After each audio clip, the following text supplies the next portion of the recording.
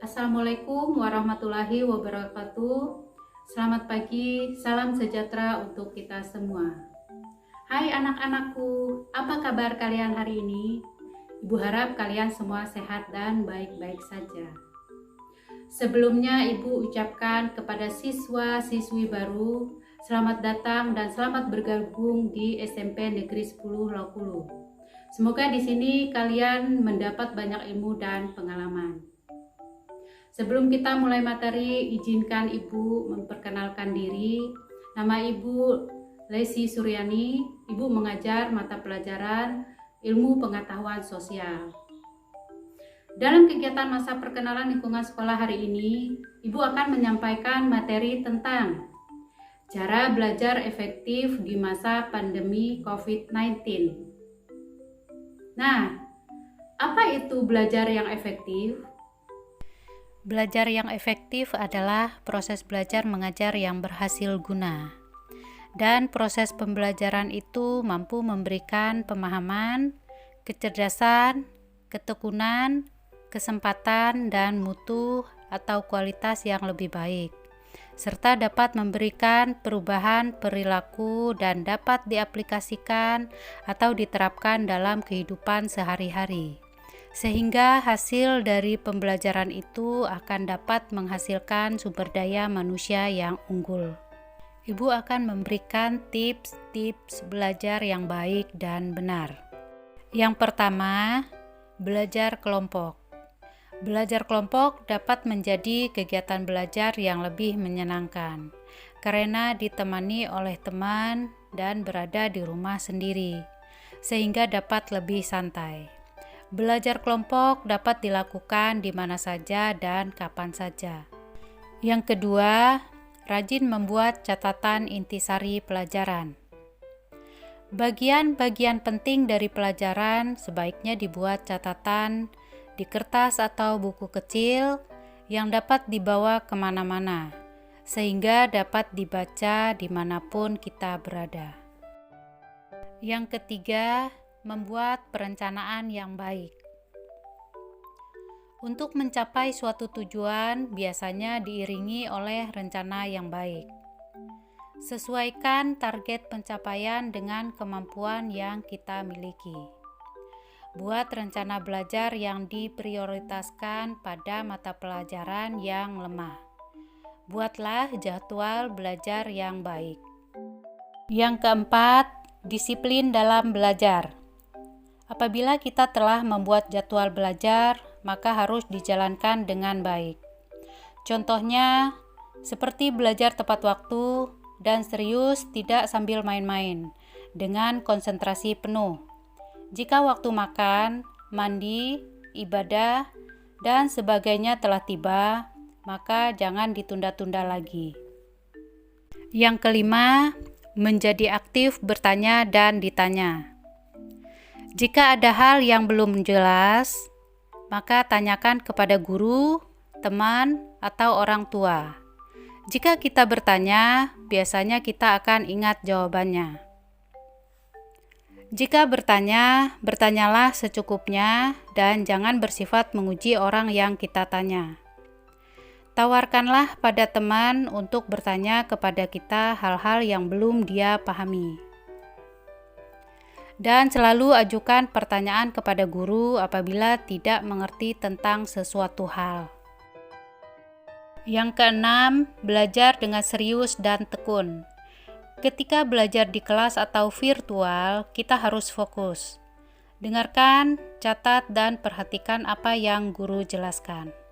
Ketika waktu luang, baca kembali catatan yang telah dibuat tadi, dan hafalkan sambil dimengerti.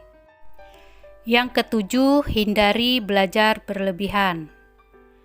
Menjelang ujian atau ulangan, jalan pintas yang sering dilakukan oleh pelajar yang belum siap adalah dengan belajar hingga larut malam atau bergadang, atau membuat contekan, sehingga hal tersebut patut dihindari.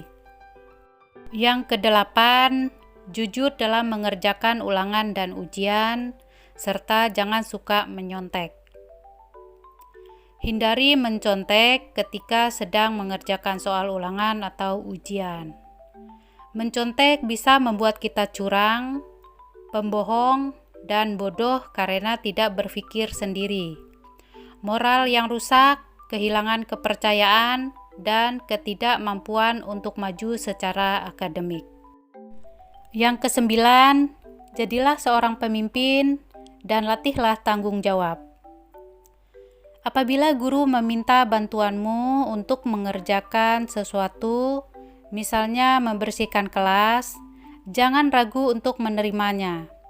Ajak beberapa teman kelas dan pimpin mereka untuk membersihkan kelas bersama-sama. Yang ke-10, kerjakan PR. Kerjakan PR dengan baik.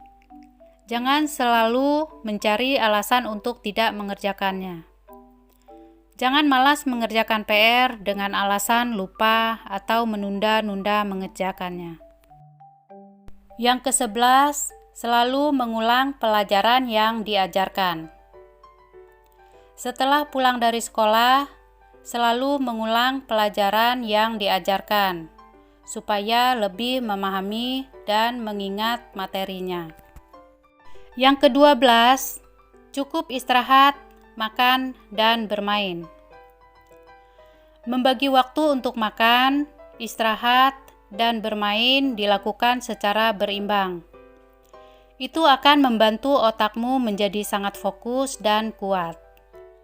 Kalau semuanya dilakukan dengan baik, badan akan menjadi segar dan sehat. Yang ke-13, banyak berlatih pelajaran yang kurang disukai. Apabila kamu tidak menyenangi suatu mata pelajaran, maka banyak-banyaklah berlatih, kursus atau belajar berkelompok dengan teman. Yang ke-14, ikutilah kegiatan ekstrakurikuler yang disukai. Selain belajar pelajaran-pelajaran yang diajarkan di sekolah, kalian juga dapat mendapatkan pelajaran tambahan di luar sekolah. Cari kegiatan apa yang cocok dan kamu suka. Yang ke-15, cari seorang pembimbing yang baik. Orang tua adalah pembimbing yang terbaik selain guru. Apabila ada yang kurang jelas dari keterangan guru di sekolah, kalian dapat menanyakan hal tersebut kepada orang tua. Selain itu, kalian juga dapat belajar dari teman yang berprestasi. Yang ke-16, niat dengan sungguh-sungguh. Belajar yang baik dimulai dengan niat yang sungguh-sungguh, dengan tujuan untuk mendapatkan nilai yang sempurna dan ilmu yang bermanfaat. Yang ke-17, lokasi dan situasi yang kondusif. Cara yang paling efektif untuk belajar adalah mencari tempat yang nyaman dan tidak terlalu banyak gangguan, agar kita bisa lebih konsentrasi, supaya apa yang kamu pelajari atau baca akan lebih mudah terserap. Yang ke-18, metode imitasi. Proses belajar bisa berjalan dengan sempurna melalui metode imitasi atau meniru. Metode ini direalisasikan ketika seseorang meniru orang lain atau gurunya. Misalnya, meniru perilaku, etika, dan tradisi. Yang ke-19, trial and error. Manusia juga belajar dari eksperimen pribadi. Dia akan berusaha secara mandiri untuk memecahkan masalah yang dihadapi. Terkadang beberapa kali dia melakukan kesalahan dalam memecahkan masalah, namun dia juga beberapa kali mencoba untuk melakukan kembali. Sampai pada akhirnya dia mampu untuk menyelesaikan permasalahan dengan benar. Yang ke-20, metode berpikir. Proses belajar juga bisa berjalan sempurna dengan melalui metode berpikir. Dengan metode ini, seseorang seringkali mampu menyelesaikan masalah hidupnya. Dia akan memiliki kesamaan dan apa saja yang tidak memiliki kemiripan. Dengan demikian, dia akan bisa menarik kesimpulan.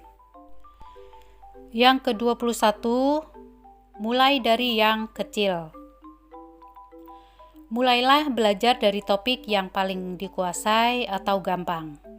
Setelah itu barulah dilanjutkan dengan topik yang lebih menantang, agar tidak putus asa ketika mengerjakan soal-soal sulit terlebih dahulu.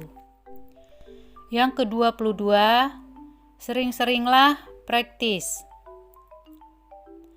Latihan dan latihan itulah kunci untuk mahir dalam suatu mata pelajaran.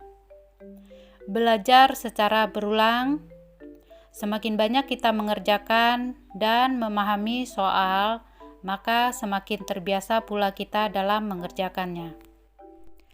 Yang ke-23, menggunakan media yang relevan. Buku adalah sumber yang digunakan dalam pembelajaran sebagai bahan patokan belajar.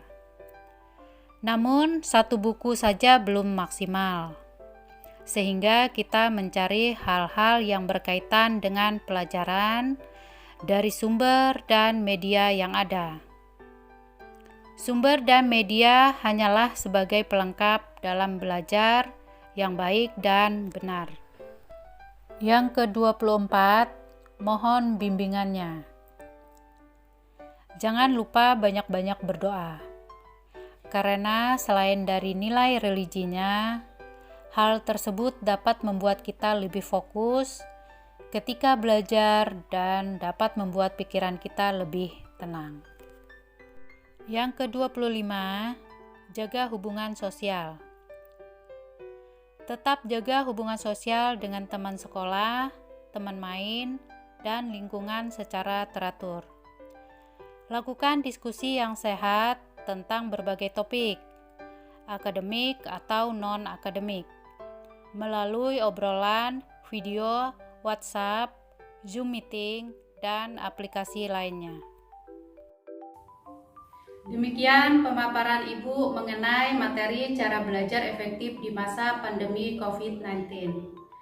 Semoga bermanfaat dan dapat dilakukan di kegiatan pembelajaran dan kehidupan sehari-hari. Terima kasih. Wassalamualaikum warahmatullahi wabarakatuh.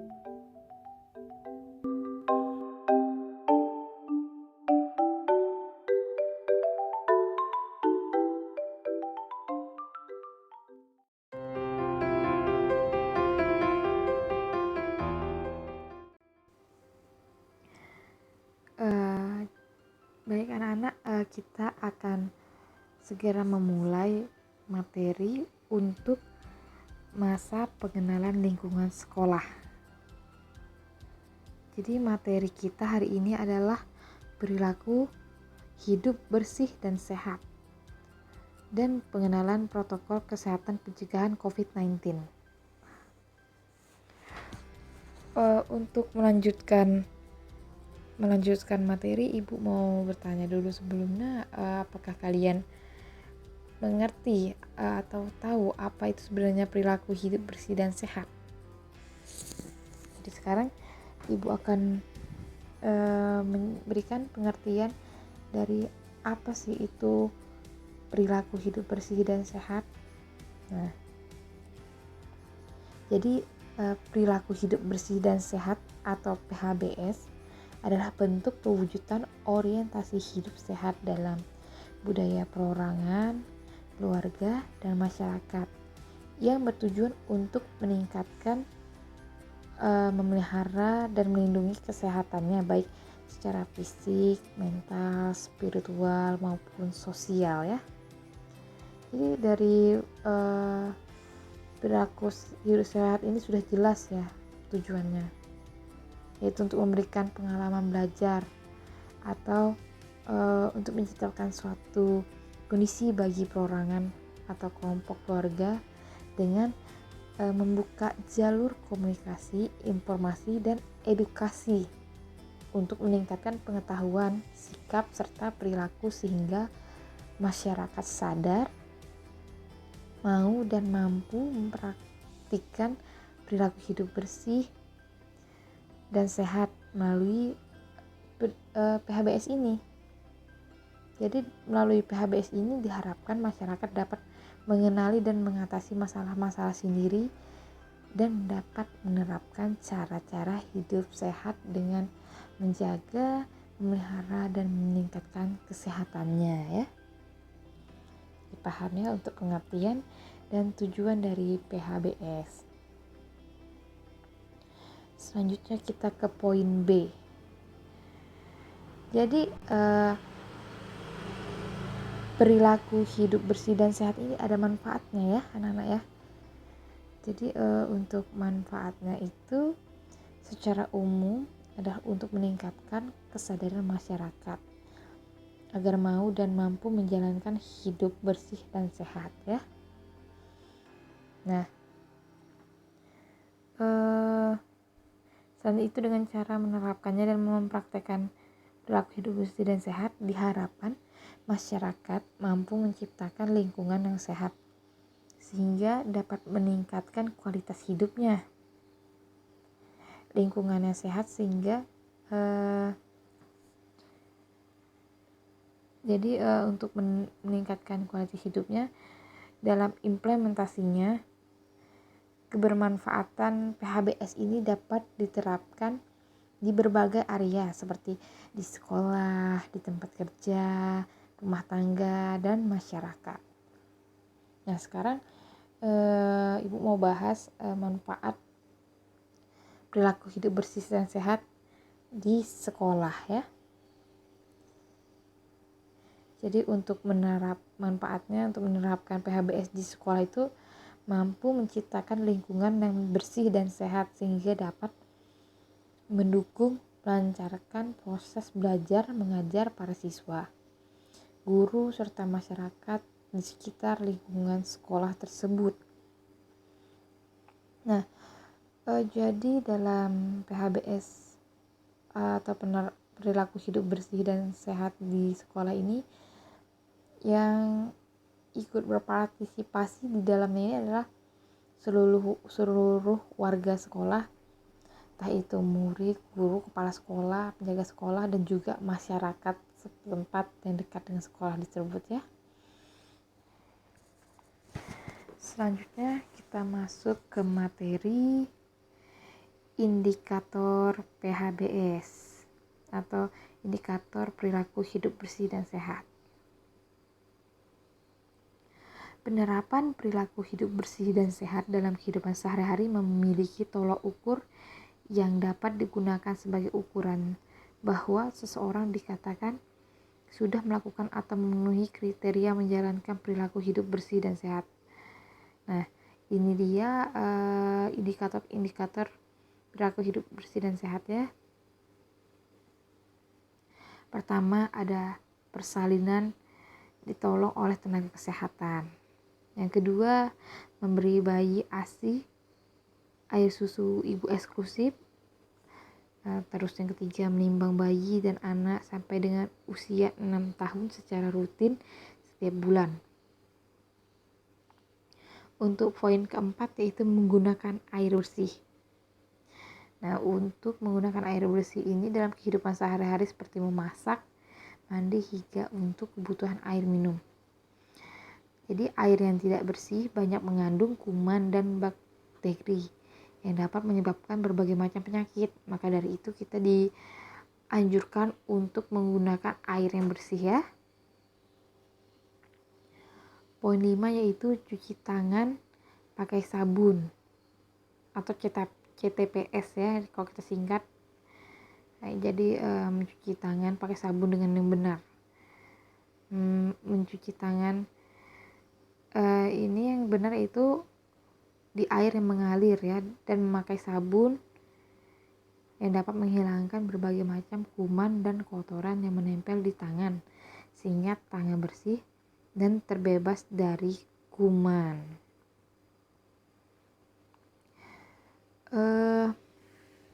Pada situasi berkembangnya virus corona yang seperti sekarang ini, cuci tangan ini merupakan suatu keharusan ya. Jadi kita diwajibkan untuk cuci tangan menggunakan sabun dengan air mengalir dan memperhatikan aturan dengan memberikan seluruh bagian dari tangan. Jadi pastikan seluruh tangan kalian itu terkena sabun dan dibilas air dengan bersih ya. Lalu indikator keenam yaitu menggunakan jamban yang sehat. Jadi jamban ini adalah salah satu ruangan yang mempunyai fasilitas pembuangan kotoran manusia yang terdiri atas tempat jongkok atau tempat duduk dengan leher angsa ataupun tanpa leher angsa, yang dilengkapi dengan unit penampungan kotoran dan air untuk membersihkannya. Ada beberapa syarat untuk jamban yang sehat ya. Kalau dikatakan ini, kalian biasanya nyebut ini toilet ya. Jadi untuk beberapa syarat jamban sehat yaitu adalah tidak mencemari sumber air minum, tidak berbau, tidak dapat dijamah oleh hewan seperti serangga dan tikus, tidak mencemari tanah sekitar, mudah dibersihkan dan aman digunakan, dan dilengkapi dinding dan atap pelindung, penerangan dan ventilasi udara yang cukup, serta lantai kedap air, tersedia air, sabun, dan alat pembersih yang memadai. Jadi kalau kita menggunakan jamban tuh dia ada syarat-syaratnya ya, agar kebersihan lingkungan itu tercipta. Jadi kita harus memperhatikan syarat-syarat yang tadi sudah Ibu jelaskan ya. Untuk poin 7 yaitu memberantas jentik nyamuk di rumah sekali seminggu secara rutin. Nah, untuk melakukan pemeriksaan jentik berkala atau PBJ di lingkungan rumah tangga ini kita harus melakukannya secara rutin ya. Jadi kita harus memeriksa tempat perkembangan biak nyamuk yang ada di dalam rumah seperti di bak mandi, di WC, vas bunga, tatakan kulkas, talang air, dan media penyimpanan lainnya yang menampung air. Jadi kegiatan ini dianjurkan dilakukan secara rutin ya, setiap minggu dengan konsisten, karena nyamuk-nyamuk ini bisa menyebabkan penyakit yang fatal ya, seperti DBD, malaria dan sebagainya. Lanjut kita ke poin 8 yaitu makan makanan yang sehat dan bergizi. Nah, untuk makan makanan sehat dan bergizi ini sangat dianjurkan agar keluarga kalian mengkonsumsi jenis makanan yang bersih dan sehat, seperti mengandung banyak vitamin, serat, mineral, dan zat-zat yang dibutuhkan oleh tubuh serta bermanfaat bagi kesehatan. Poin 9 yaitu melakukan aktivitas fisik setiap hari. Nah, jadi untuk aktivitas fisik ini dia bentuknya berupa olahraga ya, maupun kegiatan lain yang mengeluarkan tenaga yang sangat penting bagi pemeliharaan kesehatan fisik, mental, dan mempertahankan kualitas hidup agar tetap sehat dan bugar sepanjang hari. Jadi ini ada beberapa contoh jenis aktivitas fisik yang dapat dilakukan dalam kehidupan sehari-hari. Ini pertama, olahraga ringan, jalan kaki, jogging, berkebun, dan lain-lain ya. Untuk poin selanjutnya itu ya, poin 10 itu merokok. Nah, ini merokok ini sangat penting ya. Ibu menekankan kalau kalian sudah masuk menjadi bagian dari warga SMP Negeri 10 Lokulu, itu artinya kalian sudah menyetujui bahwa kalian sebagai siswa tidak boleh merokok, karena ini bertentangan dengan peraturan sekolah. Jadi untuk merokok ini sangat banyak kerugiannya ya. Pertama, hindari merokok. Asap rokok tuh dapat mencemari kualitas udara yang dihirup.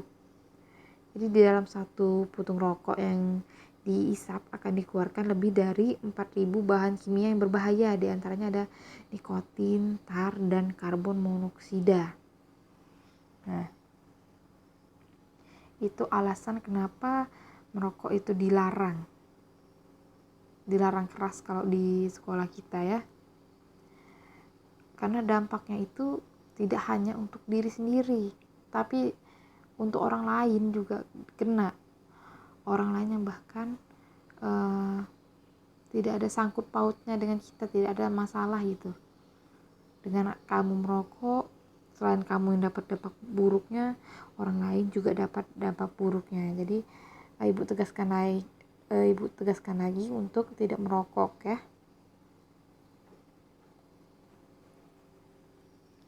Nah sekarang kita ke poin gambaran perilaku hidup bersih dan sehat ya. Jadi sekarang ibu akan menjelaskan jenis gambaran dari jenis-jenis perilaku hidup sehat yang harus dipahami dan diterapkan dan dipraktikkan dalam kehidupan sehari-hari ya, agar hidup sehat dan terjaga dari serangan penyakit. Pertama,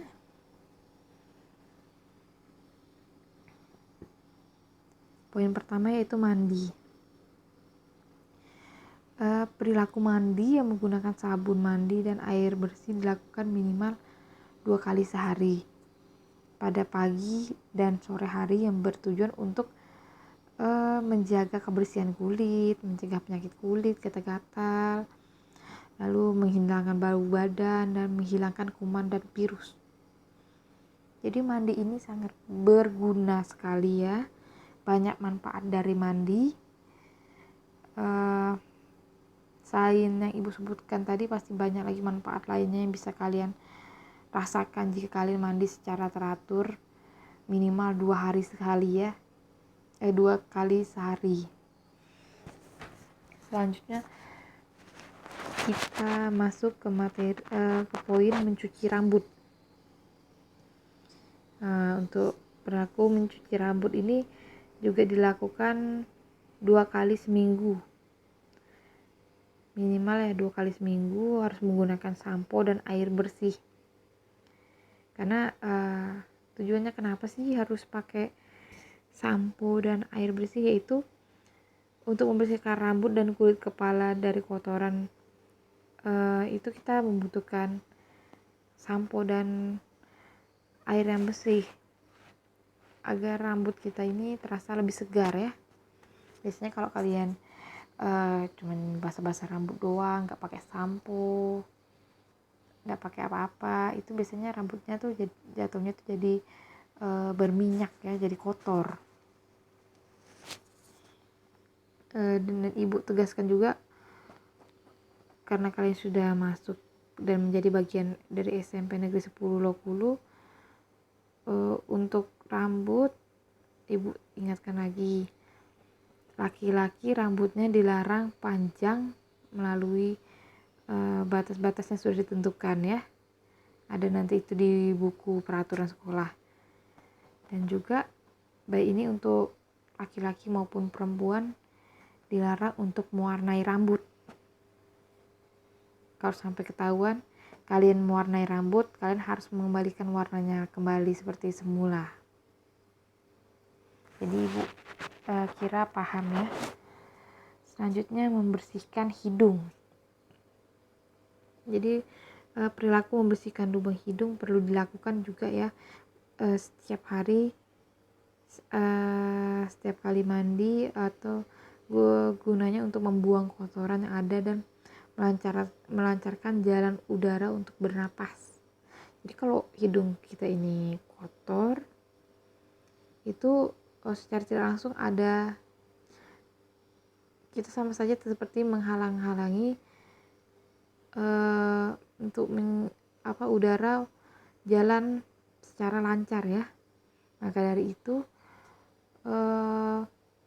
membersihkan lubang hidung itu diharuskan setiap hari dilakukan ya, tapi jangan juga terlalu keseringan juga, misalnya sehari membersihkannya lebih dari 10 kali gitu ya.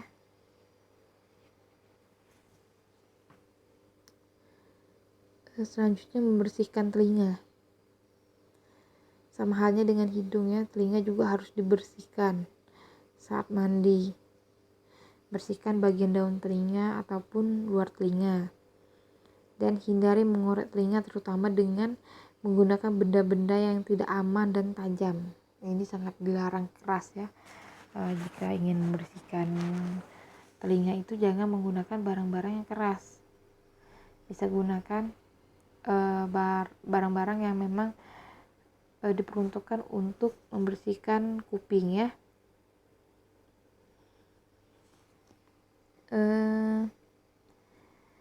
Jika memang kuping kalian kotor, ada kotoran mengeras, maka ibu sarankan untuk meminta bantuan dokter yang untuk membersihkannya ya. Lalu ini sangat sering dilakukan juga ya sama remaja-remaja sekarang, yaitu menggunakan headset. Jadi untuk melindungi telinga kalian, batasilah penggunaan headset untuk mendengar musik atau bermain game atau sebagainya. Jadi kalian harus memberikan waktu untuk telinga kalian beristirahat. Lalu kalian juga harus mengikuti aturan 90-90 ya, untuk saat mendengarkan musik melalui headset. Artinya saat kalian mendengarkan musik itu batas volume musik kalian tidak boleh melebihi dari 60%.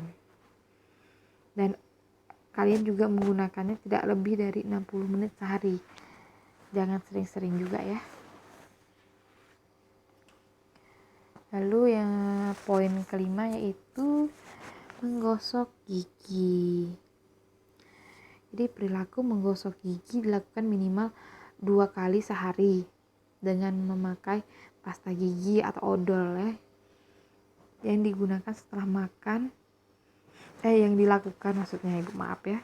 Jadi sikat gigi itu dilakukan setelah makan dan sebelum tidur malam. Tujuan dari gosok gigi itu apa sih? Jadi banyak kegunaan dari menggosok gigi. Yang pertama yaitu menjaga kebersihan gigi dan mulut. Yang kedua, mencegah kerusakan pada gusi dan gigi. Yang ketiga, mencegah bau mulut yang tidak sedap. Jadi manfaat dari menggosok gigi ini juga banyak ya. Dan ini jangan disepelekan, karena gigi ini hal yang penting juga untuk dirawat. Jangan sampai nanti kalian menyesal karena tidak merawat gigi kalian dari sekarang. Selanjutnya, kesehatan mata.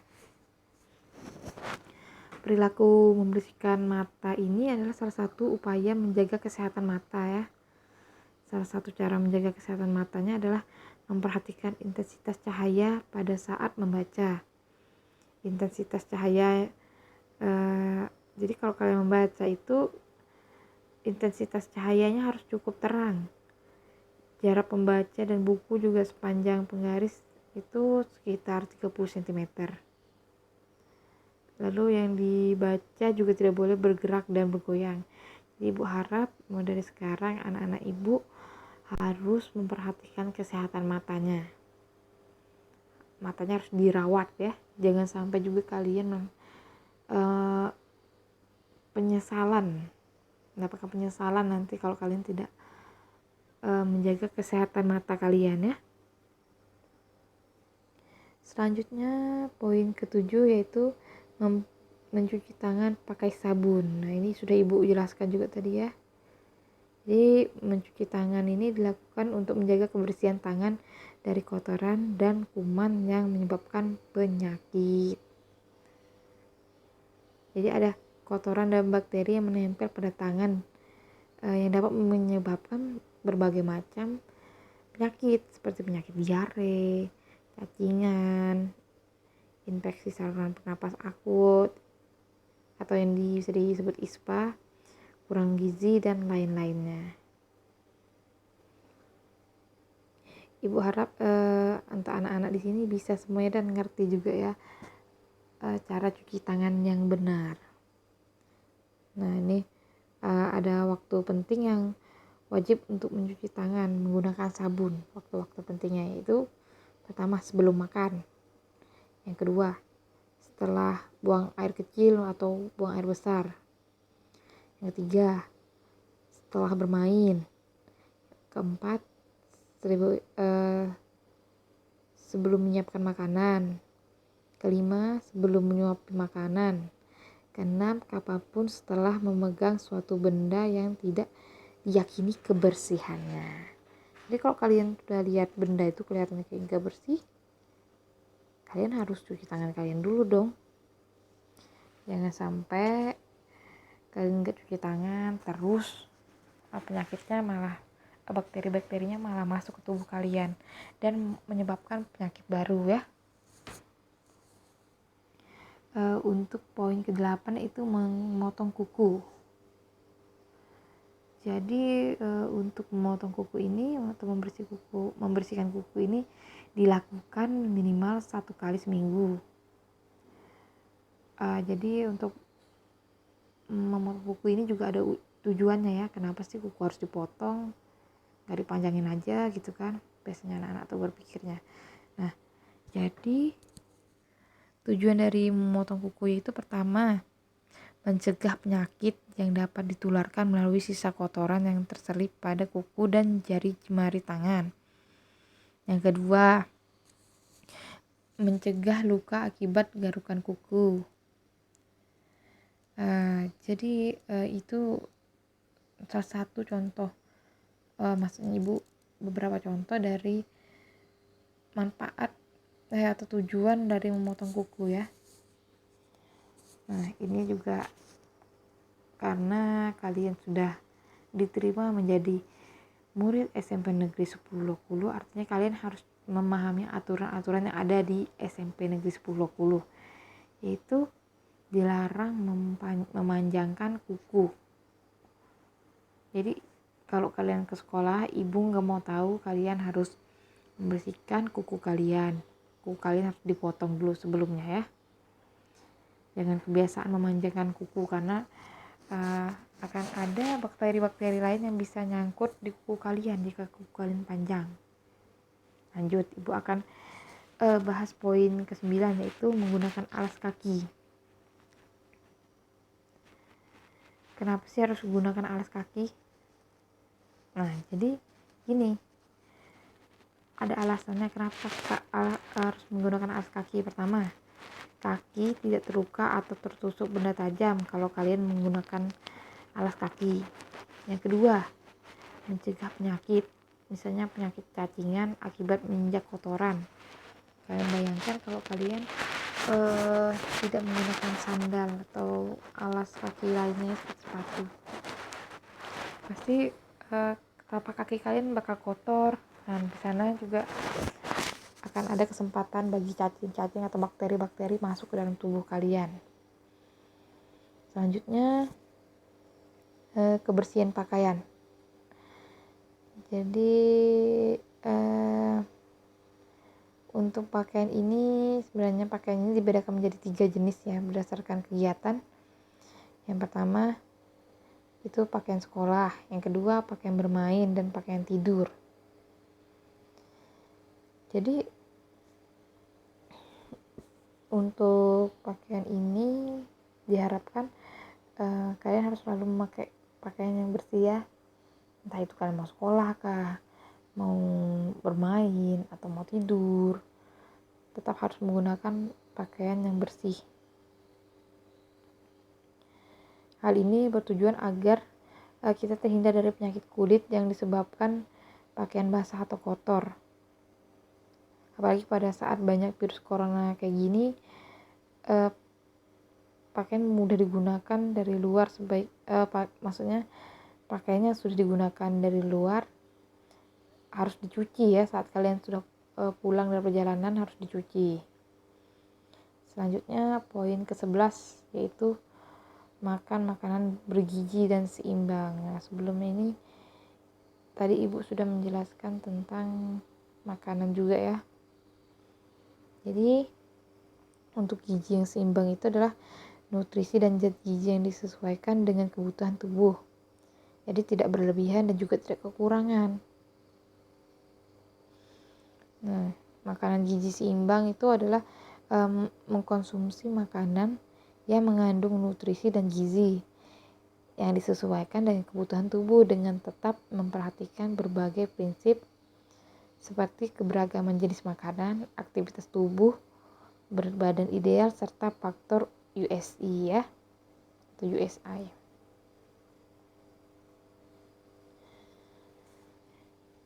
Untuk fungsi dari makanan ini juga ada 3 ya, yaitu pertama sebagai zat tenaga, yang kedua sebagai zat pembangun, dan yang kedua sebagai zat pembangun, dan yang ketiga sebagai zat pengatur.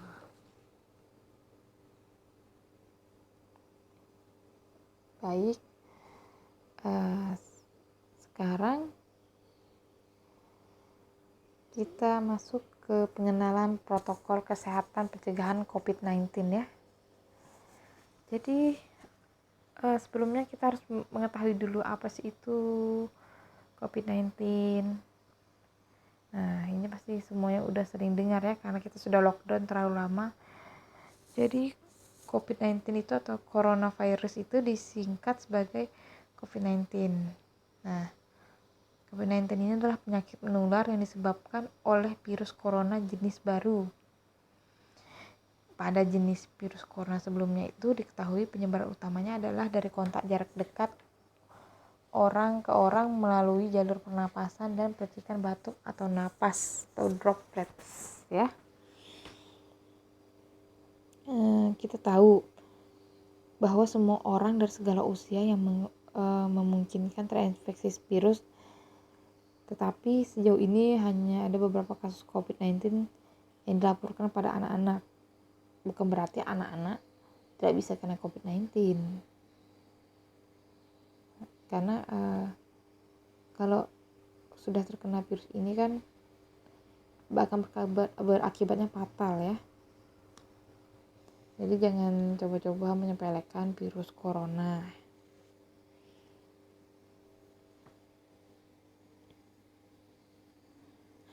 Nah,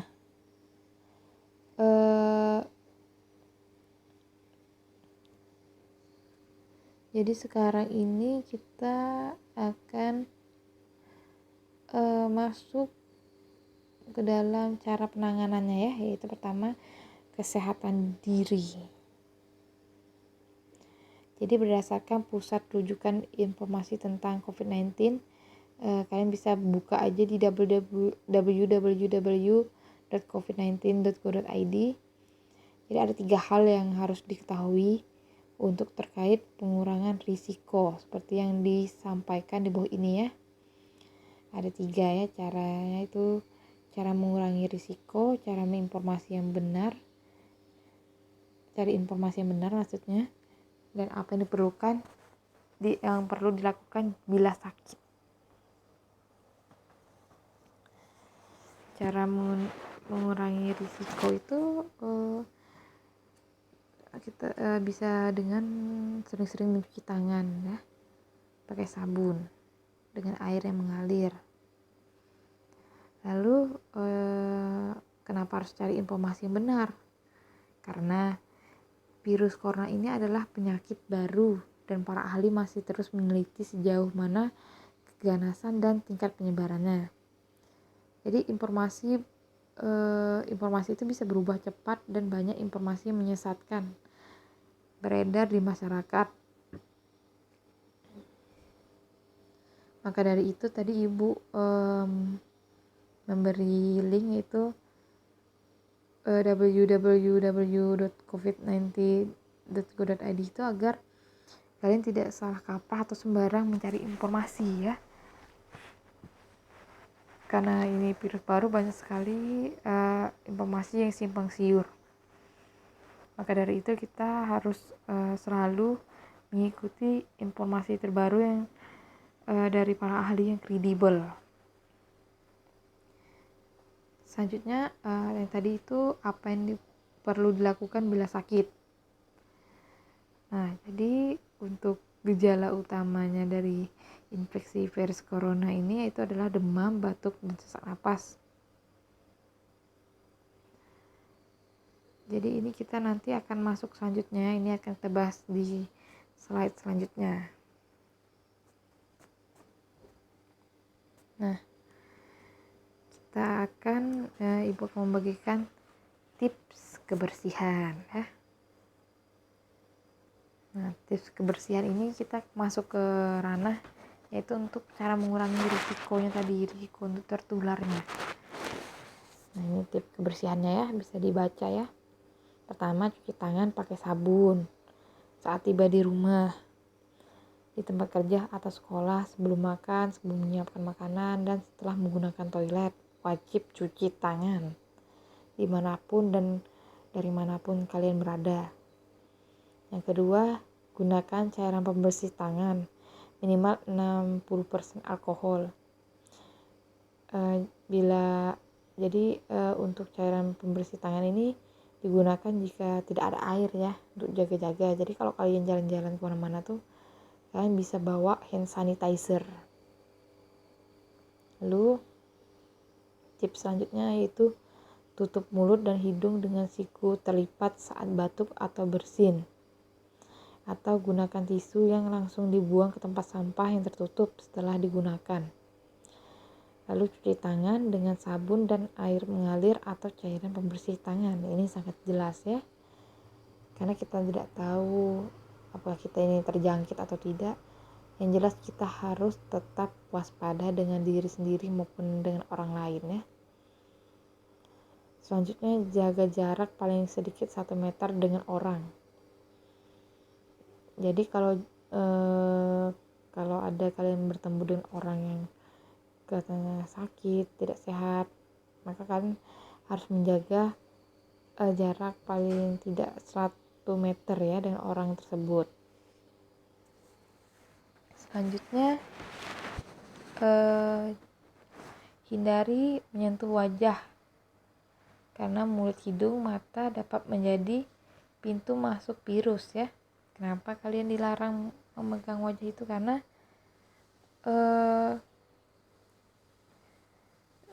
apa yang ada di wajah itu dia sangat berisiko untuk menularkan COVID. Selanjutnya, bersihkan benda permukaan dan alat-alat yang sering digunakan, khususnya yang berbeda atau digunakan secara umum, seperti yang ini ya, seperti yang dijelaskan ini, yaitu komputer, pegangan pintu, dan lain-lain. Jadi jangan cuma tangan kalian yang dicuci atau dikasih hand sanitizer, bahkan benda-benda juga harus dibersihkan. Lalu poin selanjutnya, sering cuci tangan pakai sabun dan air mengalir minimal 20 detik. Dan ingatkan anak untuk mencuci tangan pakai sabun secara benar. Jadi gunakan cara mudah untuk mengatur durasi 20 detik. Nah, ini seperti ini ya pokoknya ya. Lalu selanjutnya kita masuk cara mengurangi risiko ya, cara mengurangi risiko. Pertama, poin yang harus kita lakukan itu kurangi kontak langsung atau social distancing or physical distancing ya. Yang kedua, menyesuaikan atau menunda perjalanan, pertemuan atau kegiatan dengan skala besar.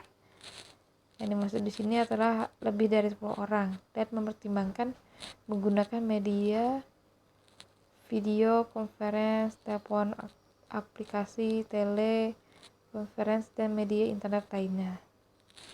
Lalu poin selanjutnya, berhenti untuk berjabat tangan, karena virus bisa pindah dari tangan satu ke tangan lainnya ya. Maka dari itu hindarilah berjabat tangan. Selanjutnya, jangan pergi ke sarana kesehatan kecuali diperlukan.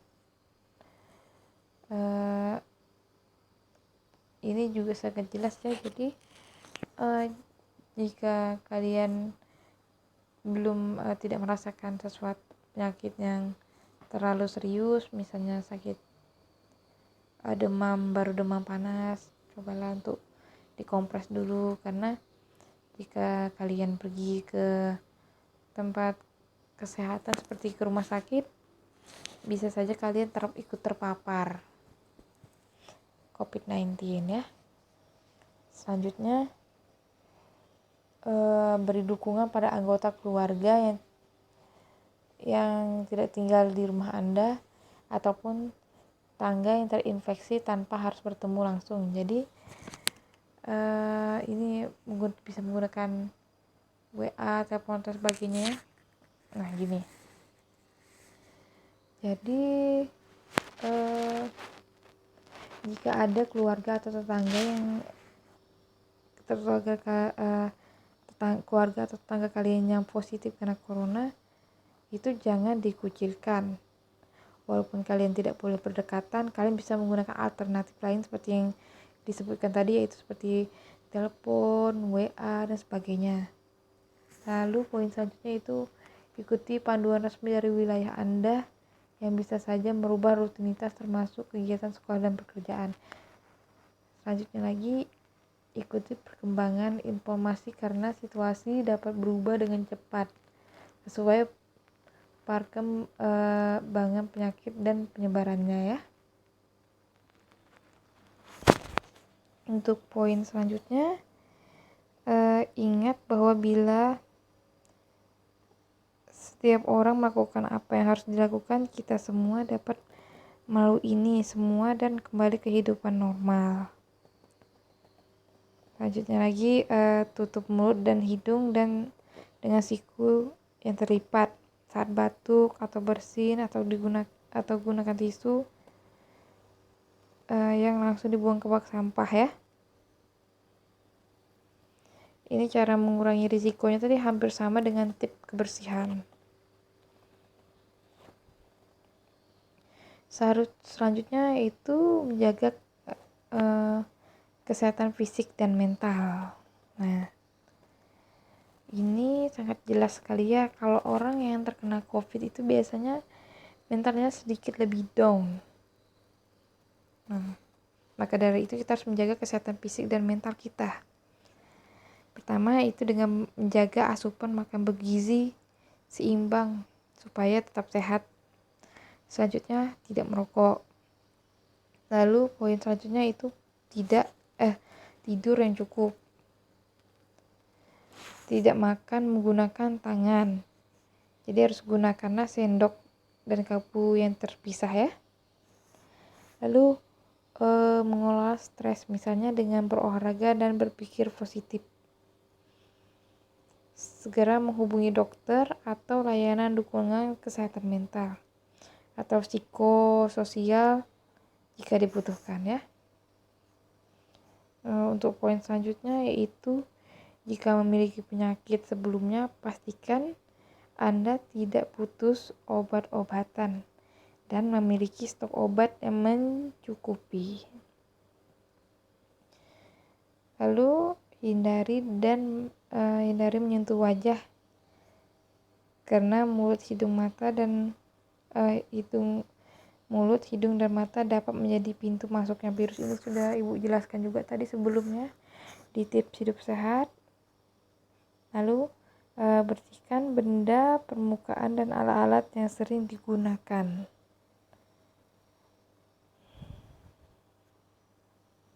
Nah, ini kita masuk ke poin cari informasi yang benar ya. Jadi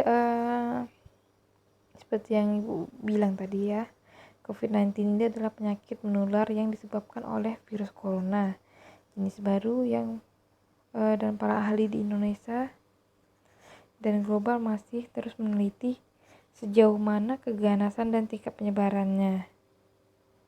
Nah, selama ini informasi berubah cepat dan banyak informasi yang salah beredar di masyarakat, terlebih lagi di media sosial ya. Jadi kalian harus wajib mengikuti berita dari sumber-sumber yang sudah dipercaya. Nah, ini kita masuk ke poin apa yang perlu dilakukan jika sakit. Pertama, nah kelompok lansia ini atau lanjut usia ini seringkali kena COVID ya. Jadi harus lebih diperhatikan lagi. Lalu jika kalian merasa tidak sehat, demam, lelah, dan batuk kering, kalian wajib untuk beristirahat yang cukup di rumah dan cukup minum. Bila keluhan berlanjut atau disertai dengan kesulitan bernapas, kalian wajib untuk segera berobat ke fasilitas yang melayani kesehatan. Selanjutnya, jaga jarak setidaknya 1 meter dari anggota rumah tangga lainnya. Jadi jika kalian positif kena corona, maka jagalah diri kalian sendiri, jagakanlah orang lain agar tidak terkena virus kalian ya. Lalu poin terakhir yaitu pada saat berobat ke fasilitas layanan kesehatan, gunakanlah masker. Apabila tidak memiliki masker, ikuti etika batuk bersin yang benar dengan menutup mulut dan hidung dengan siku terlipat atau tisu yang langsung dibuang ke tempat sampah tertutup. Ini sangat jelas juga ya.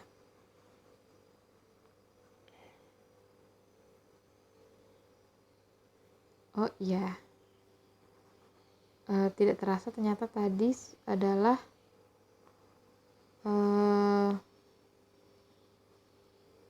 yang tadi itu adalah slide terakhir ya. Untuk itu Ibu akhiri dulu sampai sini ya materi yang sudah Ibu jelaskan. Ibu akhiri. Terima kasih bagi kalian yang sudah memperhatikan video Ibu ini. Semoga ilmu yang Ibu sampaikan bisa bermanfaat untuk kalian mengimplementasikan perilaku hidup bersih dan sehat di kehidupan kalian sehari-hari. Ibu akhiri. Wassalamualaikum warahmatullahi wabarakatuh.